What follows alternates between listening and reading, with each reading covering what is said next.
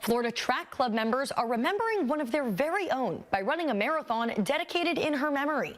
TV20's Alexis Goings tells us what else the organization is doing in her honor.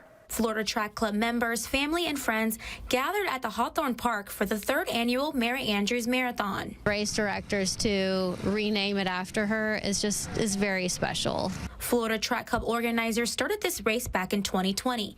However, when longtime member Mary Andrews died from cancer in 2021, they decided to rename the race in her honor. Mary Andrews grew up in this community.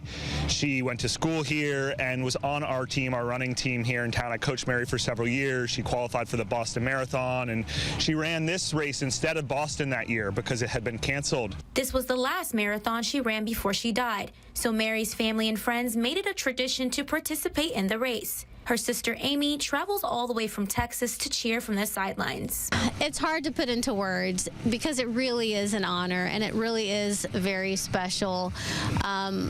This was Mary's last marathon to run, and she, as she always did, she gave it her all. She was literally crawling across the finish line because she was so sick.